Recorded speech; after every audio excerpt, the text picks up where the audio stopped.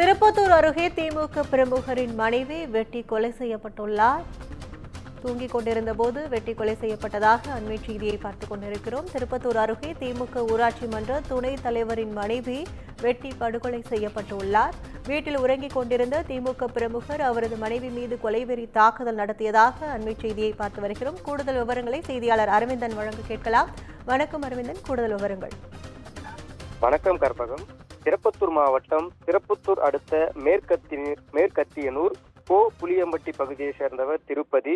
இவர் ஊராட்சி மன்ற துணைத் தலைவராக உள்ள நிலையில் இன்று அதிகாலை இவரது வீட்டிற்கு வந்த மர்ம நபர்கள் திருப்பதி மற்றும் அவரது மனைவி வசந்தி ஆகியோர் உறங்கியிருந்த பொழுது அவர்களை கத்தியால் தரமாரியாக வெட்டியுள்ளனர். இதனைத் தொடர்ந்து இருவரின் அலறல் சத்தம் கேட்ட அக்கம் பக்கத்தினர் ஓடி வந்து அங்கிருந்து பார்த்த பொழுது மர்ம நபர்கள் அங்கிருந்து தப்பிச் சென்றுள்ளனர். இந்நிலையில் வீட்டிலேயே வசந்தி இரத்த வெள்ளத்தில் உயிரிழந்த நிலையில் உயிருக்கு ஆபத்தான நிலையில் இருந்த திருப்பதியை அங்கிருந்து பொதுமக்கள் மீட்டு திருப்பத்தூர் அரசு மருத்துவமனைக்கு அனுப்பி வைத்தனர்.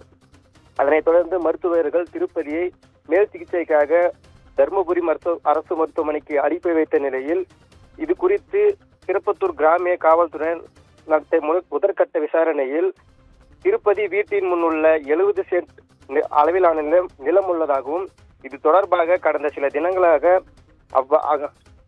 திருப்பதிக்கும் அவரது உறவினர்களுக்கும் இடையே தகராறு இருந்து வந்ததாகவும் இன்று அந்த நிலம் தொடர்பாக பத்திரப்பதிவு நடைபெற இருந்த நிலையில் இன்று அதிகாலையே திருப்பதி மற்றும் வசந்தி ஆகிய இருவரை மர்ம நபர்கள் வெட்டி கொலை. இது தொடர்பாகவே திருப்பதி மற்றும் வசந்தியை மர்ம நபர்கள் வெட்டி இருக்கலாம் என காவல்துறையின் முதற்கட்ட விசாரணையில் தெரிய வந்துள்ளது. கற்பகம். விவரங்களுக்கு நன்றி அரவிந்தன்.